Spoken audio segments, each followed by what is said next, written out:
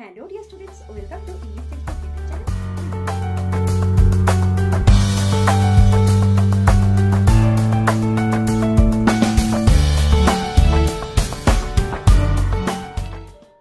Hello dear students, welcome to English Textbook YouTube channel. We make English easy. আমি অশোকা চলে এসেছি আরও একবার তোমাদের জন্য একটি নতুন টপিক নিয়ে। তো চলো দেখে নাও আজকের টপিক। তো আজকে আলোচনা করতে চলেছি একটি বায়োগ্রাফি নিয়ে। তো কার বায়োগ্রাফি নিয়ে আলোচনা করব? ইয়েস, আজকের ভিডিওতে আলোচনা করব জীবনানন্দ দাশ এর সম্পর্কে। তো অলরেডি আমাদের চ্যানেলে আরও অন্যান্য বিভিন্ন ব্যক্তিত্বের বায়োগ্রাফি আলোচনা করা হয়েছে, তোমরা কিন্তু চাইলে সেটা প্লেলিস্ট চেক করে নিতে পারো। তো চলো আর কথা না বাড়িয়ে শুরু করছি আজকের biography writing. Let's get started. তো যেমনটা আমরা জানি যে প্রথমে আমাদের কিন্তু কার সম্পর্কে আমরা লিখছি সেটা আমরা টাইটেলে লিখে নেব এবং অবশ্যই এটা ক্যাপিটাল লেটার আমরা ইউজ করব এবং লেখার পরে একটা আন্ডারলাইন করে দেব।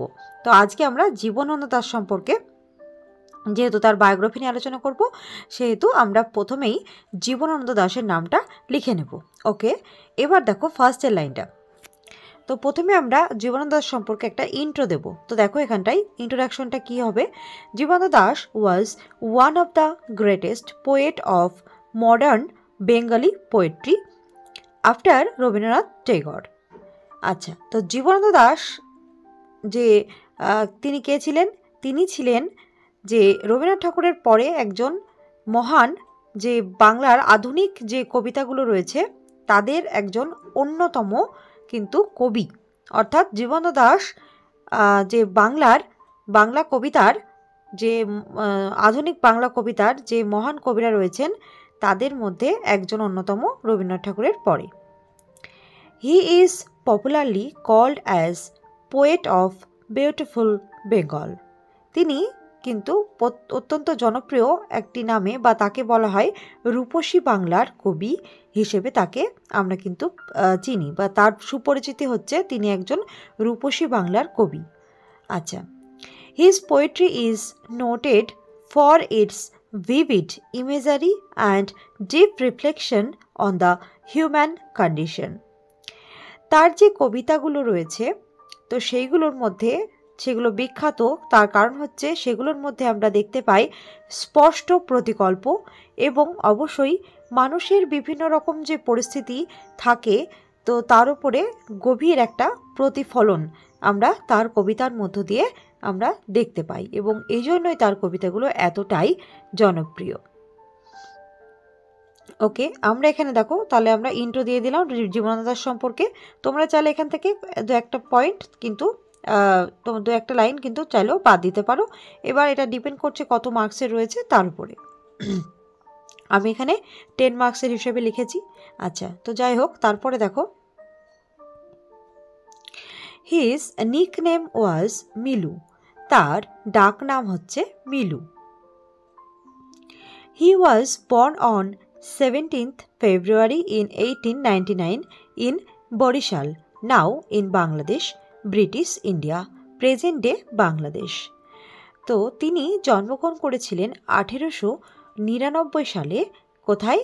বরিশালে, 17ই ফেব্রুয়ারিতে, যেটি এখন বরিশাল বাংলাদেশের অন্তর্গত এবং সেটা তখন ছিল ব্রিটিশ ইন্ডিয়া, এখন সেটা বর্তমানে বাংলাদেশে অবস্থিত। সেটা হচ্ছে কি বাংলাদেশের বরিশাল, বাংলাদেশের বরিশাল। তো এখানে তিনি জন্মগ্রহণ করেছিলেন। He was the son of Hemchandra Das and Kalyani Das.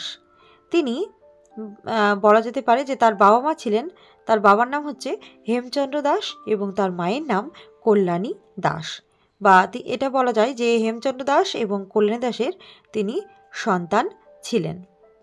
ওকে, এবার দেখো তার শিক্ষা সম্পর্কে। Jibanananda Das received his early education in his home town of Barisal. Jibanananda Das তার যে প্রাথমিক শিক্ষা সেটা তিনি তার যে নিজস্ব যে শহর সেটা হচ্ছে বরিশাল, সেখান থেকেই কিন্তু তার প্রাথমিক শিক্ষা সম্পন্ন করেছেন।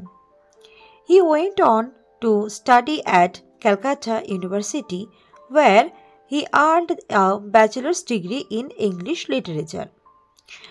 তারপরে দেখো প্রাথমিক শিক্ষার পরে তিনি পরবর্তীতে তিনি ক্যালকাটা ইউনিভার্সিটিতে পড়াশোনা করেন এবং সেখান থেকে তিনি তার ব্যাচেলার্স ডিগ্রি অর্থাৎ তিনি এখান থেকে গ্র্যাজুয়েশন বা স্নাতক যেটা বিএ পাস যেটাকে বলা হয় বিএ, তো সেখান থেকে তিনি তার ব্যাচেলার ডিগ্রি তিনি কিন্তু ইংলিশ সাহিত্যের উপরে বা ইংরেজি সাহিত্যের উপরে তার যে স্নাতক ডিগ্রি সেটা কিন্তু তিনি অর্জন করেছেন। স্নাতক, ব্যাচেলর কথা হচ্ছে স্নাতক। He later worked as a teacher in various schools and colleges. পরবর্তীতে তিনি অনেক স্কুলে এবং অনেক কলেজে তিনি শিক্ষকতা করেছেন বা তিনি শিক্ষক হিসেবে কিন্তু কাজ করেছেন। এবার চলে আসছি তার লেখার যার জন্য তিনি আমাদের কাছে জনপ্রিয়, সেটা হচ্ছে তার লেখনির জন্য। তো আমরা এখন তার কিছু লেখা এবং তার লেখার গুরুত্ব কেন সেইগুলো নিয়ে আলোচনা করব। দেখো এই বিষয়ে একটু লিখব। হিজ রাইটিং স্টাইল ওয়াজ ইউনিক। তার লেখার যে কৌশল সেটা ছিল অসাধারণ এবং সেটা অনবদ্য। Blending the lyrical qualities and introspective elements of modernist literature. তার লেখার মধ্যে ছিল গীতিময়তা, অর্থাৎ তার লেখার মধ্যে আলাদা একটা ছন্দ ছিল, সেটা ছিল এই তার কবিতাগুলোর একটা অন্যরকম বৈশিষ্ট্য, যেটা হচ্ছে লিরিক্যাল কোয়ালিটিস অর্থাৎ গীতিময় কবিতা, সেগুলো খুবই শ্রুতিমধুর। And introspective elements of modernist literature, এবং আধুনিক যে সাহিত্য বাংলা সাহিত্য তার যে বিভিন্ন অন্তর্দর্শ বিভিন্ন যে উপাদানগুলো তার কবিতার মধ্য দিয়ে তার লেখার মধ্য দিয়ে কিন্তু সেগুলো প্রকাশ পেত।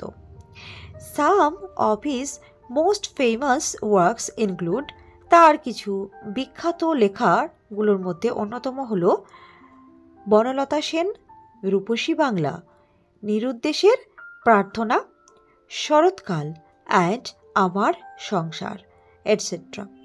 তো দেখো এখানে লেখাগুলোর মধ্যে নামগুলোর মধ্য দিয়ে আলাদা একটা মাধুর্য প্রকাশ পাচ্ছে সেগুলোর মধ্যে, তাহলে এইগুলো তার যে বিখ্যাত এমনি হয়নি, সেগুলোর আলাদাই অবশ্য কোয়ালিটিস ছিল। তো দেখো নামগুলোর মধ্য দিয়ে আমরা যদি দেখি লক্ষ্য করি তাহলে কিন্তু বুঝতে পারবো তার লেখাগুলো কতটা গীতিময়, তা কতটা ছন্দময়, কিন্তু সেটা আমরা বুঝতে পারবো। তাহলে কি বনলতা সেন, রূপসী বাংলা, নিরুদ্দেশের প্রার্থনা, শরৎকাল, আমার সংসার ইত্যাদি হচ্ছে তার কিছু বিখ্যাত লেখালেখি। ওকে, তারপরে দেখো আমরা চলে যাব তার পুরস্কার, তার মৃত্যু এবং কেন তিনি স্মরণীয় সেই বিষয়টাই। হি ওয়াজ posthumously recognized as one of the most significant Bengali poets of the 20th century. বিংশ শতাব্দীর বিখ্যাত একজন বাংলার কবি হিসেবে তিনি কিন্তু সম্মান বা বিশ্বব্যাপী তার যে খ্যাতি তিনি অর্জন করেছিলেন, কিন্তু সেটা পস্থুমাসলি, এই কথার অর্থ হচ্ছে তার মৃত্যুর পরে, অর্থাৎ তার মৃত্যুর পরে তিনি এই এটা সম্মানটা তিনি পান। Jibanananda Das passed away on 22nd October in 1954 after being hit by a tram in Calcutta, now Kolkata, which led to his tragic and untimely death at the age of 55. তো এই লাইনটা দেখো আমি একটু বুঝিয়ে দিচ্ছি। তিনি 1954 সালের 22শে অক্টোবর মাত্র 55 বছর বয়সে অকাল মৃত্যু তার ঘটেছিল। এবং এটা কোথায়? এটা হচ্ছে দেখো এখন সেটা কলকাতা, আগে ক্যালকাটা ছিল। তো সেখানে একটা ট্রামে তার ধাক্কা লাগে টাইমের সাথে, এবং তারপরে তার একটা ট্র্যাজিক একটা বিয়োগান্তক একটা বিষয়, সেটা হচ্ছে তিনি তার অকাল মৃত্যু ঘটে সেই ট্রামের ধাক্কাতে। তো এইভাবে তিনি মারা যান। এটা একটা খুব ট্র্যাজিক বিষয় এটা। তারপরে দেখো but still he remains an iconic figure in Bengali literature, কিন্তু তা সত্ত্বেও তিনি বাংলা সাহিত্যের একজন অনবদ্য একজন কবি হিসাবে আমাদের মনে এখনও তিনি রয়েছেন। তো এই হচ্ছে জীবনানন্দ দাশ সম্পর্কে। তার অকাল মৃত্যু হয়েছিল মাত্র 55 বছর বয়সে। তিনি শেষ নিঃশ্বাস ত্যাগ করেছেন। এবং তো এইভাবেই কিন্তু আমরা দেখলাম যে তার বায়োগ্রাফিটা সম্পর্কে আমরা জানলাম। এবার এত মহান ব্যক্তি, তার সম্পর্কে কিন্তু এই অল্প কিছু কথায় কিন্তু লেখা কিন্তু সম্ভব নয়, কিন্তু তাহলেও আমাদের যেহেতু হিন্টস থাকবে যা, তার উপর ভিত্তি করে আমাদের কিন্তু লিখতে হবে। তো আমি চেষ্টা করেছি মোটামুটি যে সমস্ত বিষয়গুলো গুরুত্বপূর্ণ এই বায়োগ্রাফি লেখার জন্য সেগুলোকে এখানে তুলে ধরার। আই হোপ ভিডিওটি তোমাদের হেল্পফুল হবে। So do like, comment, share and subscribe our channel English Textbook for more videos. We will meet in our next video. Thanks for watching.